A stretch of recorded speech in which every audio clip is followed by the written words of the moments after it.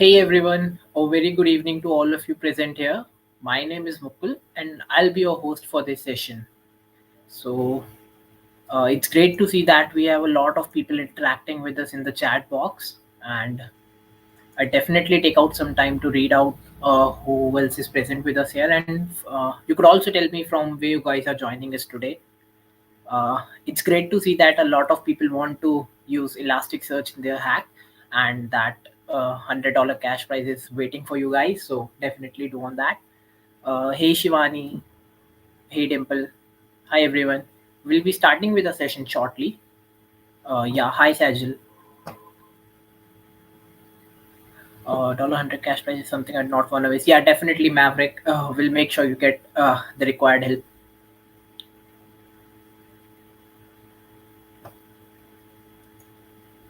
Yes, you could also mention. Okay, next we have Chris. Yeah, Chris, definitely our mentals will make sure of that. That help is available to you. And all the best, Chris. Happy hacking.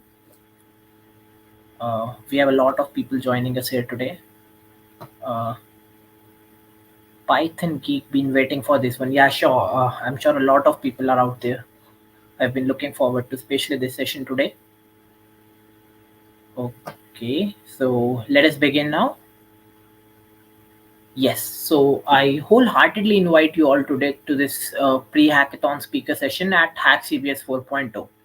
Proceeding with the tradition of our seniors with much dignity and confidence, we take the lead to arrange the fourth version of hackCBS, which is India's biggest student-run hackathon.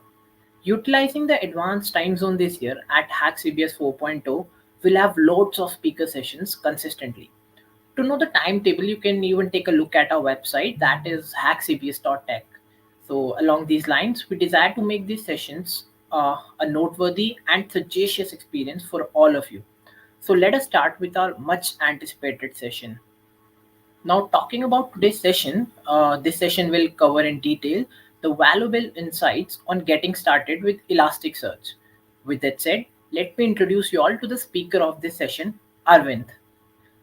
Hey Arvind, he has had end-to-end development experience in Java, JavaScript, and has 5+ years of experience in developing applications on various platforms like VMware, AWS, Azure, and GCP. He has worked as Vice President, Public Relations of a Toastmasters Club. As a member of the Toastmasters International, he has given many speeches, hosted various events, and even participated in international speech contests. He has spoken at various developer meetups and blog medium. He is one of the digital Ocean Meetup ambassadors who organize developer events for the community. We welcome you, Arvind. The audience awaits your wisdom that we have gotten so for us today. And over to you, Arvind. Thank you so much, everyone, and thanks hackCBS organizer and everyone who is trying to navigate these tough times. I know hackCBS is a very large hackathon, and I know quite a few people. I've met people, and I also have planned to visit the college and the region and meet all the devs who are anxiously working all the time to better developers and students. So that being said, I don't want to waste time because anyway I have come late, and I just want to take a minute and introduce myself. Obviously, Mukul has did like a great introduction, but then I just want to give a bit of introduction, what I do, what I write, and where I share things, and then we'll get started into the Elasticsearch stack. But that being said, what I specifically want to tell you is, let us keep this session as informal, and like I see already the questions coming from Rajshikar and couple of other people, like specific questions, what I can use, how I can use. So I would like to answer as many as questions that I could in the session. So this kind of helps me in kind of like take the feedback from you, also like probably share things right away, rather than wasting time in explaining things that probably might not be of your interest, etc. So that being said, I know It's kind of like evening time, so I want to take as many as questions and not bore you down like a regular class lecture, because it could be something like that. So that's my thing. So please keep your comments flowing, and then we will take care of the rest. So I'm Arvind. I work as a developer advocate at Elastic. I've been in this area for more than 6 years or something. I've been in the community, so not as as someone who has a developer advocate job. I used to work for a security company called McAfee, if you know McAfee brand. And then I was in the the cloud security domain quite early, when clouds were really forming up, and then there were nothing specific like what we were seeing now, like all the machine learning, all the different services. And then I used to work on that. And then later point of time, I also started recently writing a newsletter called Dev Shorts, about developers, open source, and conferences and various things. So if you like, please do subscribe. I also write on the student recently I wrote on the student communities, very interestingly, just after the session. Okay, so now I could go and do the presentation, like really, I mean it. But then what I really want, you to do, because is like, I want you to ask as many as questions. So because I know that this could get really lengthy and boring. So I just want you to specifically ask me questions. So Elasticsearch is a distributed NoSQL data store, and there are it's a free and open product. You can download and run and do things on top of it. Let us go and explore it a bit, and then I will come back, maybe talk more about it. So specifically, when you're talking about what else you could do with Elasticsearch, Elasticsearch is a like I said, it's a data store, but you can't compare it with like a regular NoSQL data store like a MongoDB or a Couchbase or several other databases that are there. It's a bit more than what they offer. It is not just a NoSQL data store; it is a search engine at its core. So that's why when you are probably booking an Uber, and then point A and point B, and then you want to like kind of book a ride, and then kind of like get a cab to your home, the search is done by Elasticsearch here. Similarly, if you are going to a restaurant, even in India there are so many restaurant platforms, like popular ones that for some reasons I can't really take names especially. And then if you are trying to search on top of the data that is there, like say biryani, Hyderabadi biryani, and then you would probably like you are searching on Elasticsearch. So the data and the search and the filters, everything is happening on Elasticsearch. And search is so quite quintessential, you might not even realize that every site has search, and then that site is powered by Elasticsearch, even the very popular e-commerce ones in the country. And then on top of it, you have several other use cases along with search, because search brings that ease of access and things that you could do, because Elasticsearch also has a analytical capability, like it could do number crunching. So specifically, you could go and look at other, like when you do Twinder, like left swipe and right swipe, the matches are recommended are coming from Elasticsearch. Of course there's an algorithm, but then on top of it, yeah, it's stored in Elasticsearch. Similarly, you have several other use cases like e-commerce search, analytics that is built there, like you're searching for some different things every now and then. So that's the core of what Elastic does, the company behind these projects. But what technological stack powers this thing is what we're going to discuss in a minute. And then like if you have any questions, then again I'm happy to answer. So basically, while we do search, there are three specific things that we concentrate on.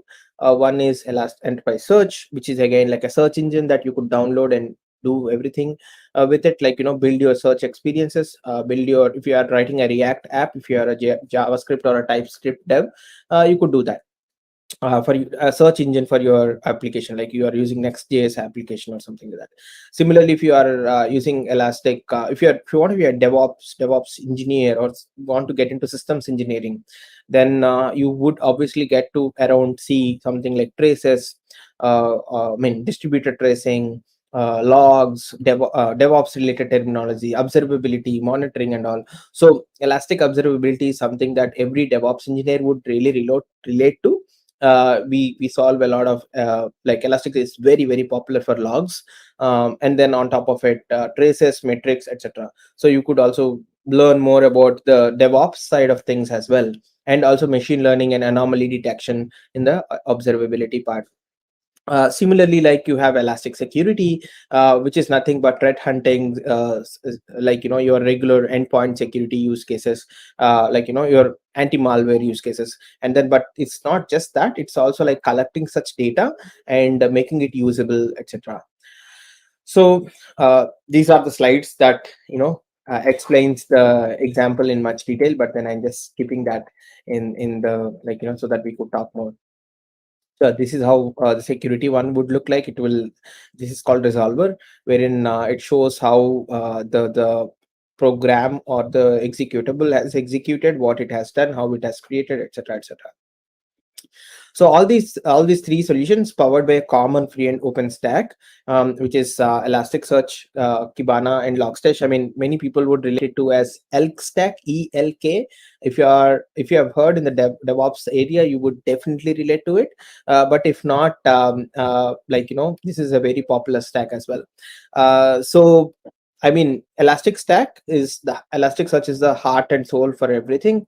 And then you have the search, all of these functionalities that are originating from the below, in the center. And then, like you have the Kibana, which is a visualizer, sits on top of Elasticsearch.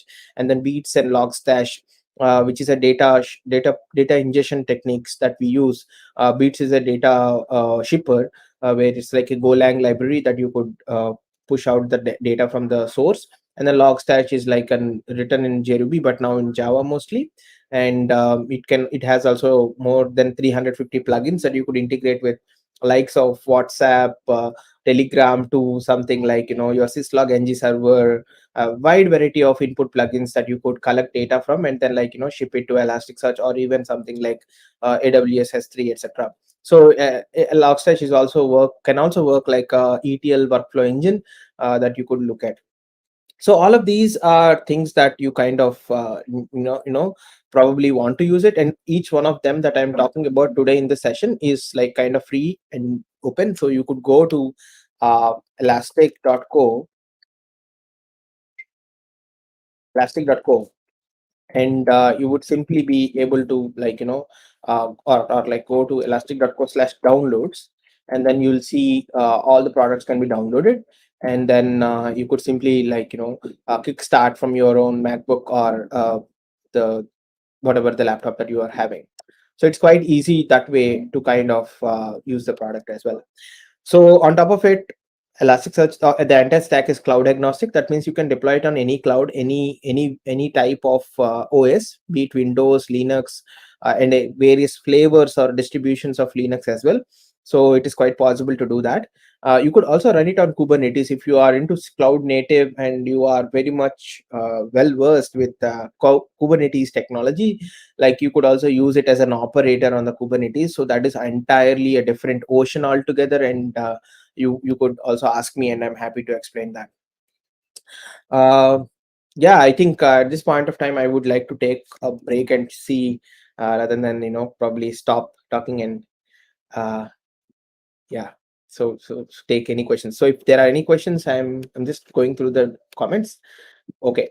So if you have any questions, like I'm happy to answer. Yeah, in what kind of projects can we use Elasticsearch? Obviously, as you could see, you could use it in the data store related projects. So if you want to build a search engine, if you want to monitor infrastructure or a cloud, or if you want to build an observability thing, if you have an IoT project, like say you have a sensor collecting moisture, anything that has data component, you could do that.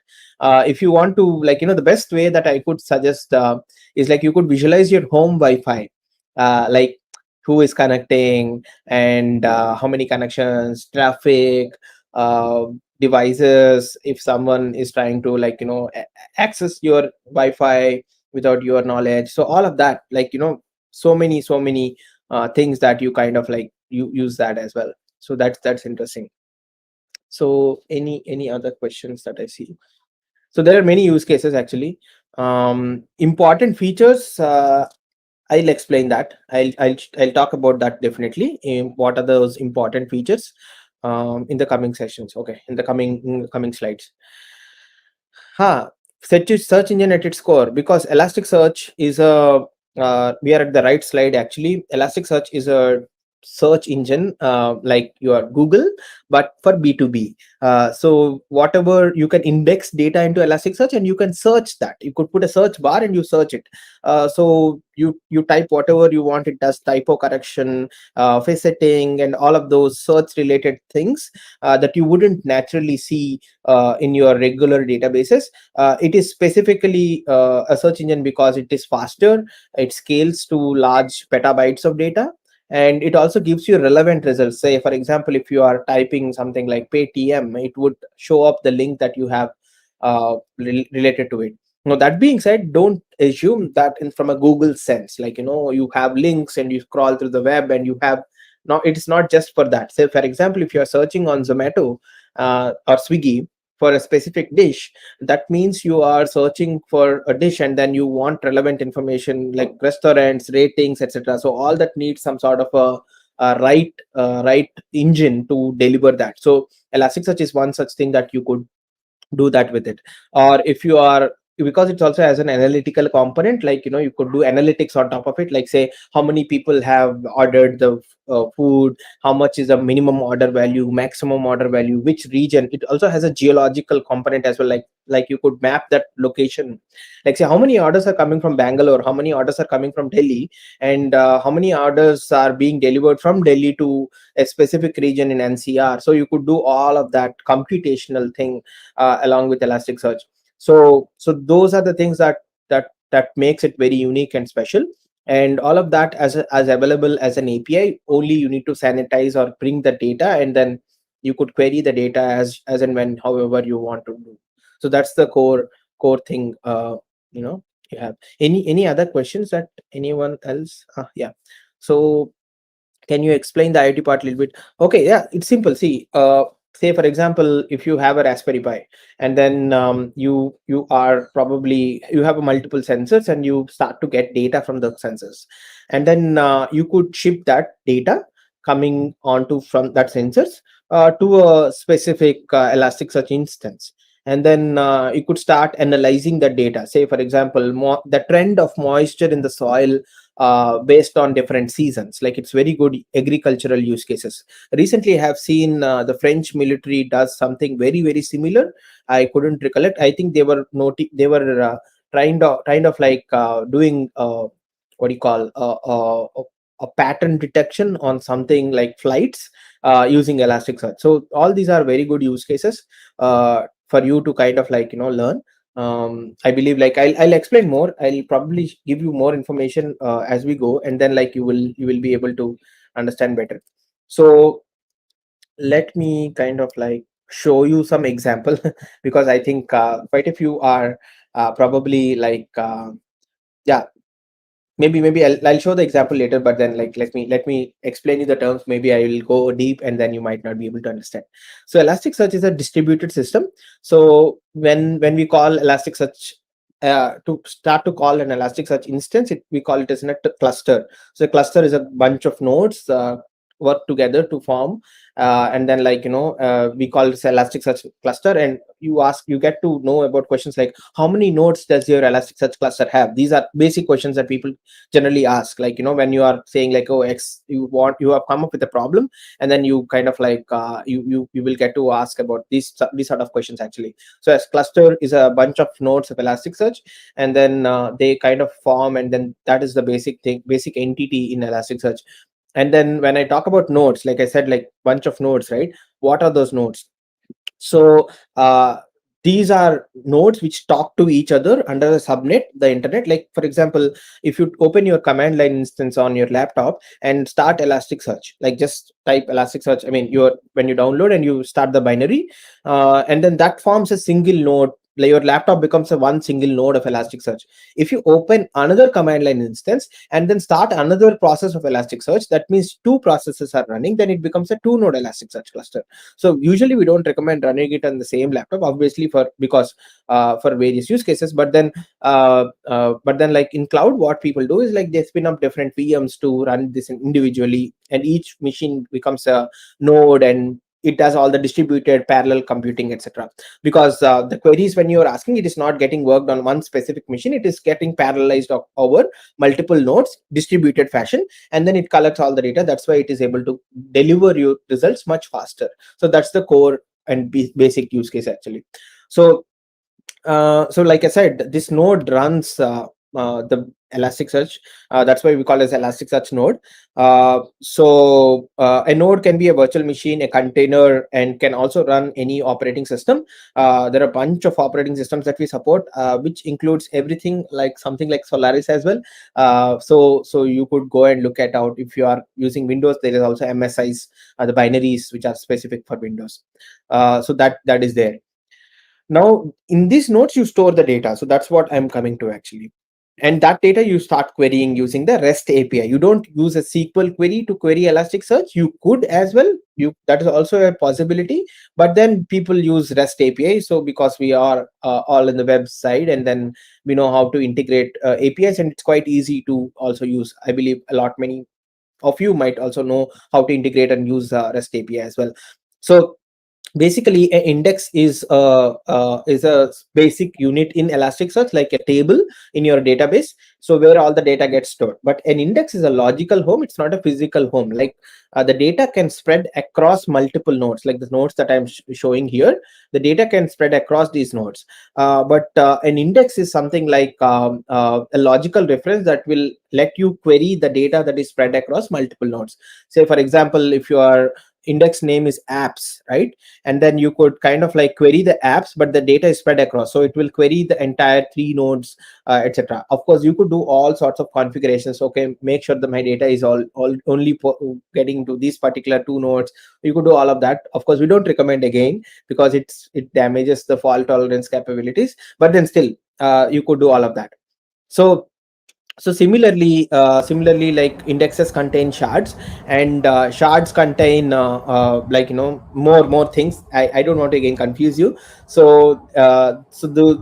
for every index there is something called shard, and each shard is kind of like divided into primary shards, replica shards. So you don't need to know all of this technical, I mean deep knowledge about Elasticsearch. But if you are very much interested and you want to learn more about Elasticsearch, or probably like develop things on top of Elasticsearch, not just applications, but then like want to write plugins for Elasticsearch, you could probably need to learn all of this, because it's very important.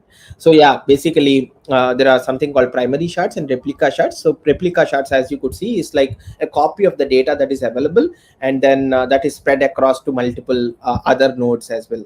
So say for example, if you have a data, a shard that it data that is coming to a specific shard, like shards are like buckets, and then that is also copied to another shard in another node. So for example, this particular node goes out or crashes out, there is still the other node which kind of like works out to be doing this actually. So that way it's also really good in terms of like fault tolerance and search related stuff, etc. So just be you could learn more about shards as well. So and in the index, Elasticsearch stores everything in a JSON document. So everything in Elasticsearch is a JSON. So you would get your PDFs converted into JSON. So everything is converted into JSON, like your documents. Even the events are all, everything will be coming to JSON. So if you don't have JSON, you don't need to worry about it. You could use the data ingestion, like the servers like Logstash, everything to convert. There is also something called ingest pipeline. You could also use that. And then if you are like more concerned, there are libraries specifically for each language that you could use to convert, like the Elasticsearch libraries will automatically convert into a JSON and then ship it to Elasticsearch. So that's also a possibility, but everything is a JSON. So in the crux, I'll take a break here again, because I've spoken for like long time. And then say for example, if you have three nodes, Elasticsearch, and then you have indices, books and authors, shards and documents. This is how the entire structure would look like. One small difference is like the books and authors are not just in the instance one, it could potentially also be in the three like nodes that have been telling. Like it could spread, the data is not just stored in one specific place. So any questions again? Elasticsearch used in YT. So I don't know the I didn't understand the question, because are you saying like Elasticsearch is used for YouTube search? Probably not, because Google is a search engine, and like but I know that there are a lot of companies like that use Elasticsearch for the search related use cases. You could, if you want to know more about it, I would definitely recommend you to go and see elastic.co/customers. I think you could go and learn more about who uses it, how they use it, what reasons that they use. I mean, of course, Walmart and a lot of people use it. So yeah, you could find some very interesting use cases. Even I don't know. Like for example, I see that Audi is using it for some specific use case. Okay. So you could also watch. So I believe NASA JPL has a fantastic use case with Elasticsearch. So the Mars rover, which Mars Curiosity rover, I think, which shipped to, which also recently got landed on the Elasticsearch, also uses Elasticsearch. So it ships data back to Earth, and the receiving endpoint is an Elasticsearch instance. So it's kind of like very very interesting to know all of that use cases. Any other questions? Uh, okay. What is the idea behind building this technology? Good question. Actually, I have a story to tell this thing.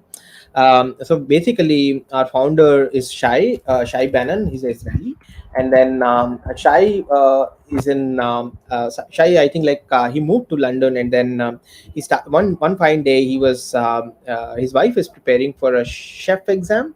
This is not chef puppet Ansible, that the infrastructure automation tools, but it's chef cooking exam. So and then she's given a bunch of vegetables, and she wants to find recipes based on the vegetables given, and she needs a search engine. And Chai developed a search engine called Compass, which is still there on GitHub, I believe, under his profile. You could go and check that. And then that's when the Elasticsearch has born. Like there is no B2B search engine like Google, which helps people search things for various search related use cases, and everyone has their own custom solution, but there is no one good search specific thing.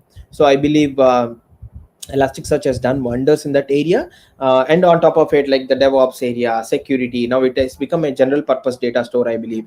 So it's not just a search engine. So the idea is to help power the search experiences for customers, users, and developers, make their life easy. So that's the idea, if you ask me, in that fashion. Yeah.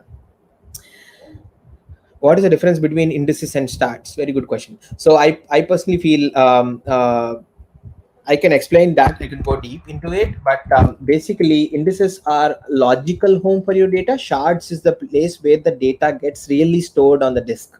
So an index is like you're referring to books, but you are not really referring to the data that is there. But it's a logical reference, and the shards are like the data is in the small buckets like these, and they are spread over multiple nodes. So what happens in the end is it kinds of like the data gets the data gets like distributed, and when you ask an index, you are just querying across entire charts. So that is the first major difference from index point of view when it compares to shard. But index also contains a bunch of settings, like you could set schemas, you could set index level settings, shard level settings, like how many shards should an index contain, etc, etc. From the shards point of view, shards get stored on the disk, and then makes the data searchable. It helps in the fault tolerance area as well. So that's another important thing that you could look at. So yeah, any other question? How is Elasticsearch better than other search engines? So yeah, I mean, I believe you are asking if you could point out any search engines. I would definitely tell what you are specifically asking. There are not so many search engines. So if I say, like, I'm not comparing ourselves with Google, etc. So Elasticsearch is uniquely positioned or uniquely presented in a way that developers can mold that the Elasticsearch instance in a way that they would want it to perform, be it for search, be it for DevOps related use cases like observability, like logs, metrics, and traces, or I mean time series use cases. If you have heard of time series databases, please do go and look at it. Or again, something like security, which is again an upcoming and a big niche that is building, like threat hunting, etc. So for all of these use cases, search and fastness, like in general, when you why you like Google, because when you ask a question, it just instantly delivers, and that deliver the data is also like really fresh and recent and important and relevant for you people to search. Sometimes it's personalized as well to your use case as well, your location, your hobbies or your interests. So similarly, you could do it by yourself. That means you could build a Google like service. In fact, actually there is a French search engine that is built on Elasticsearch, like the B2C search engine. When I say B2C, I'm sorry, I'm using terminologies probably you might not know. So B2B is like business to business, Elasticsearch is a business, and other companies can use to build the search engine like Google like search. Similarly, a company, I think its name is called Quant, they were using Elasticsearch to build this particular web scale search engine on top of it, and offer for everyone, how you would do for Google. Actually, similarly, they were doing it actually. So yeah, any other questions? I see some more questions. uh Fuse API, do we need database? So I mean, see, I'll explain you how the API and database. I think both are not different, both are same. So Elasticsearch has a REST API endpoint. The data store or the database, which is Elasticsearch, lets you query the data in an API fashion. So API is just anything. So I don't see they are not mutually exclusive, like API and database. So I believe you were coming from a SQL background where you have to query, you have to put up an app and then expose that app over APIs, and then when you call that API, you fire a SQL query to get a data. So kind of I believe that is not needed. That being said, you could always run. I mean, we recommend also, don't directly call from your client to Elasticsearch. You have a layer before it to kind of ask questions, and then you run your own business logic. It's also good for the security reasons. Never expose your backend or database kind of infrastructure directly to a client with all the URLs and all. It's not recommended. So you always better to have a app in between, or a proxy in between, which handles all of this actually. Okay. Yeah, exactly. So you query everything using the REST API for querying each document. Generally, people don't query each document. Yes, you could do select star from where this is equal to this kind of events, but I would suggest, people generally do simple random searches, for example, uh, just if you are indexing web series, yes, and then you want to search for all the web series with name Thrones, and then you simply search Thrones, and it'll give you the results which are in the Thrones. So similarly, you could do a lot of these things like that. So that is one good use case actually. So yeah, you could do that. You could search over the APIs, and you could also do something called aggregations, which helps you to do the number crunching, like how many shows, average, min, max, all of that actually. Yeah. I'll show you the REST API endpoint. I guess like Mark, you were asking about what is a REST API endpoint. I'll show you that actually. Do you think, owing to the versatility and efficiency of Elasticsearch, it will replace old-fashioned search in the upcoming decades? I'm not sure what you're calling as old-fashioned. People might think Elasticsearch is old-fashioned because we've been there for more than 5 years, or maybe we should call ourselves as new.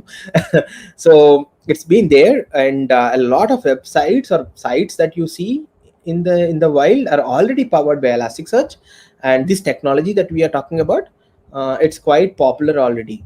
And we know also has a web crawler, so if you could do a lot of things actually, app search, specific products. Yeah. So yeah, there is any other questions that I see? Okay, so is there any documentation to follow for Elasticsearch? Yeah, you have a documentation you could follow for Elasticsearch. Let me kind of show you that meanwhile, and then we'll go to some more slides. Um, and like you would get probably more questions then. So go to elastic.co/docs. There are a lot of docs. Obviously it might be confusing for you, but this is the source or the main guide that you would want to follow, and it will give you everything. But if you are more interested into Elasticsearch, there is a beginner's crash course from my colleague, which is like 6 or 7 parts, which is like a training by itself, and you could also go and do the certification then if you want. uh, but I think you would want to. So I'll share that link at the end. I'll try to figure it out by the end and then share you more information about that course as well. So it's on the YouTube on our official community channel. You could get that from there as well. Her name is Lisa Jeng, my colleague.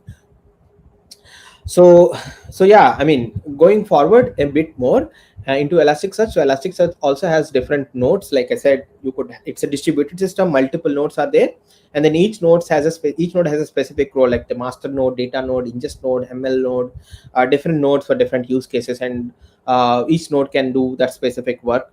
You don't need to designate anything specifically until you reach that scale of, like, say, oh, I am ingesting 1 TB of data, and I have, like, so many users using the Elasticsearch, and then, like, this is for scalability use cases. It's all there. You could do all of that. So someone has asked me in previously, like, what is that unique thing or speciality, how it works with Elasticsearch. So Elasticsearch is not powered by MySQL, Oracle DB, or any other database, RDBMS database, like relational data. Elasticsearch is powered by a library called Apache Lucene. So Lucene is a Java jar. It's really great for full text search use cases. Like, you could, if you want to write a Java API or Java, even then, like, you could use that library and, like, build that search functionality. But then even then, it's not so easy to do all of that. It's really difficult. But because, like, not everyone uses Java, not everyone knows Java, not everyone codes in Java, even if they know, or maybe the frameworks are not really appropriate. So what they do is, like, it's a bit of challenging to use, like, in the regular use cases. It's also not designed for scale, because you have to scale up your app. It doesn't have all the distributed functionality that Elasticsearch has. So what basically Elasticsearch does all the heavy lifting, give this entire search functionality and analytical functionality as an API for you. You just need to put the data and query the data. So that's the beauty. And again, on top of it, it's also free, so you could download and use it, just like Apache Lucene, which is also an open source project. So yeah, so that's the core of it. So yeah, and Elasticsearch also, obviously, I mean, contributes to Apache Lucene. We sit in the PMC, the project management chair for for the Apache Lucene. So talking to Elasticsearch, so another thing that you might be thinking about, like, how do I, like, once I deploy, how do I talk to it? Say there are, like, obviously it's a REST API, so you could use curl, or you could use different clients that we have for each programming language. We have all sorts of language clients, so don't worry. So it's always there. And then, like, if you are lethargic like me, and then you don't want to really kind of use kind of, like, each one of these, and then you might want to, like, kind of use logstash and beats or ingestion modules for doing all of this. So I'll probably end my session here, and I'll show you something here, like, this is how you could probably link, use, connect all of your data, and then use Elasticsearch to build your own search experience. This is a very small and simple session. I don't want to really complicate or make it, like, 1.5 session, but then I want to obviously take questions. So if you still have questions, I'm happy to answer. Like, uh, and I think I have given, like, Mukul and the team here to share a link with you. If you have your college ID, you could just simply log in with the Elastic Cloud, and then, experience everything without even downloading all of that, and learn and build stuff on top of it. So you could do that as well. So yeah, any questions? Huh. Okay.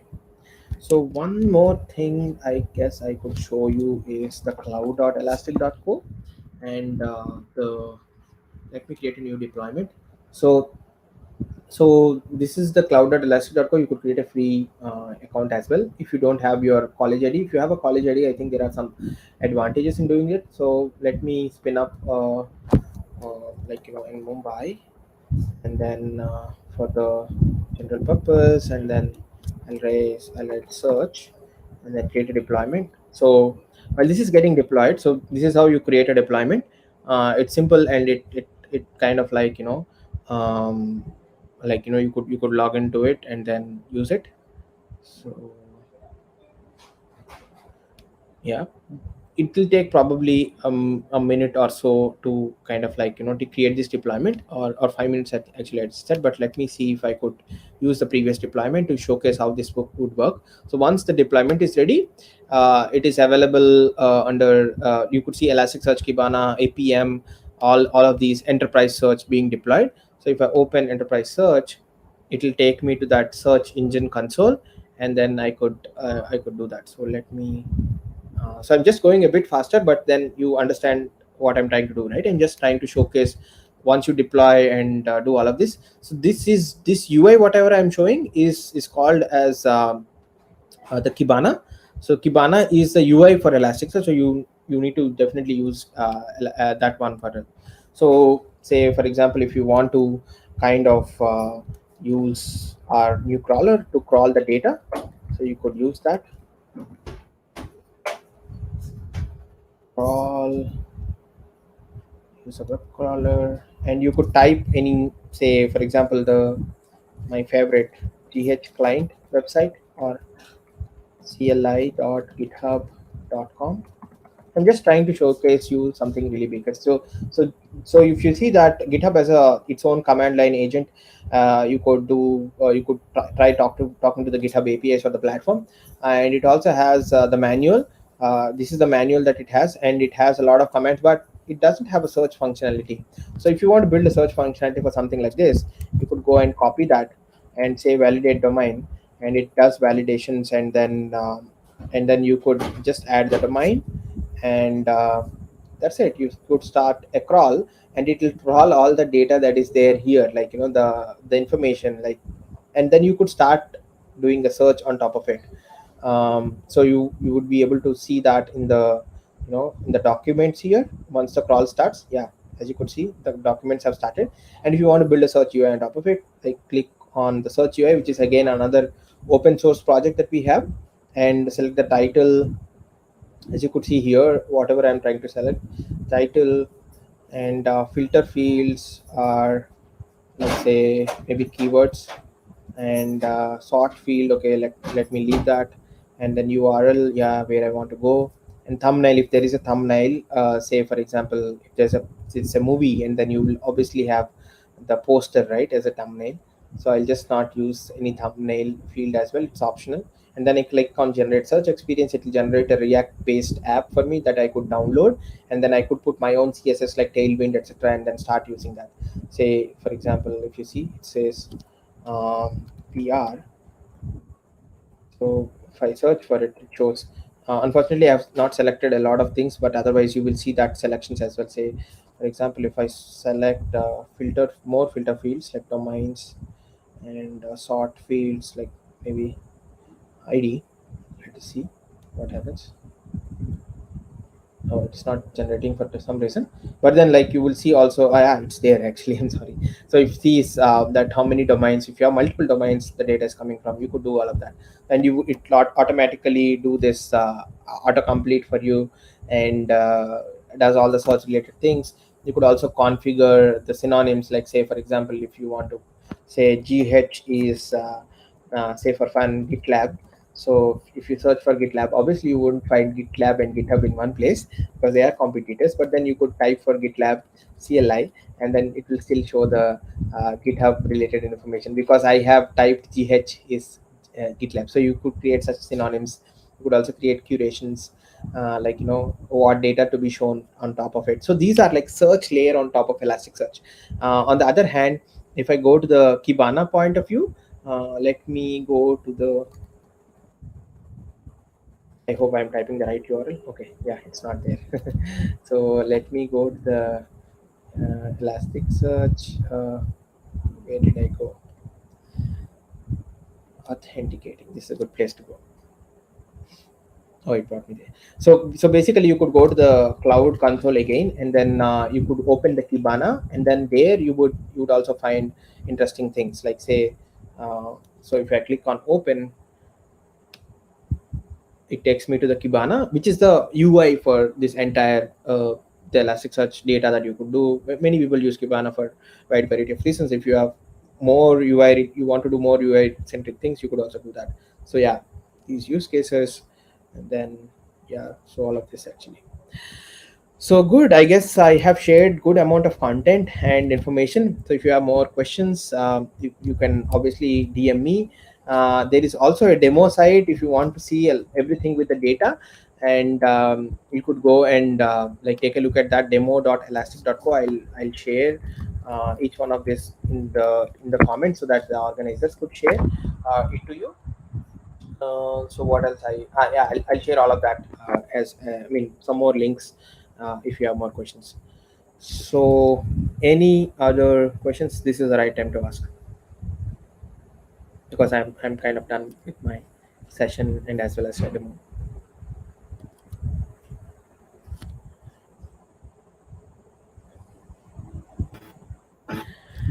Cool, that's it. Yeah.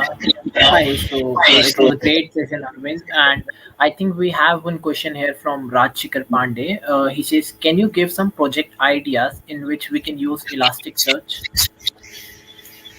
Okay, so there are many project ideas that I could think of. See, I think I have shared a challenge statement with you, Mukul. If not, I'm happy to share it again. So you could use Elasticsearch as a data store. So that means you could use all the power of these search facilities, the API. It's not just a create, read, update, delete. You could also search with it. When you're searching, you could search with different types of, you take any data set, build a layer on top of it, build a mobile app, build a puzzle. So there's a colleague of mine who have built a Pac-Man game using Elasticsearch, and so you could do that. You could do all sorts of things when you could do all of this. So that is one good use case, like building puzzles, building apps on top of it with Elasticsearch as a background. You could build an e-commerce site with the search functionality. That's also a good use case. Or like I said, you could trace your own Wi-Fi network, the real time Wi-Fi network that you have, connect to your router, pull in the data that is there, and you could analyze the data. You could also see what URLs are most accessed. You could build such dashboards as well, and that would be cool to me. Yeah. So or you could take a trial on doing many things. Yeah. So that is some use case that I can tell. Yeah, for accessing the student program that we have, you need a AC or EDU uh, ID. But if not, you could also go to the cloud.elastic.co and use your email, and then just you would get somewhat less of what you were being offered previously. In student program, I think you get some additional days to try out the program. That's what I'm thinking. Okay, so I think that marks the end of the all questions, Arvind. Uh, I can see that we have no more questions popping up. So it was really a wonderful session, and it was great hosting you today, Arvind. Uh, so thank you again. And I'd also like to thank our very patient audience. We hope that you were all enlightened and will make full use of the knowledge imparted today at the time of the hackathon. So this was just a part of the amazing lineup of sessions, and there are much more to come, guys. So to know more about what we have in store for you this time, do not forget to join our Discord server and check our website hackcbs.tech for the lineup of wonderful sessions. And the link of our website is dropped in the chat box for you all to visit and register. We surely don't want you to miss out on the amazing swag delivered at your doorstep and prizes worth $50,000. So we are just left with today to go for until our registration ends. Hurry up and grab your boarding pass for the fourth edition of India's largest student run hackathon, hackCBS 4.0. And we'll be having our next workshop at 12 tomorrow. That is on getting started with Twilio by Aditya Oberoi. So do set up your alarms for the session, and I hope to see you all there, guys. Thank you.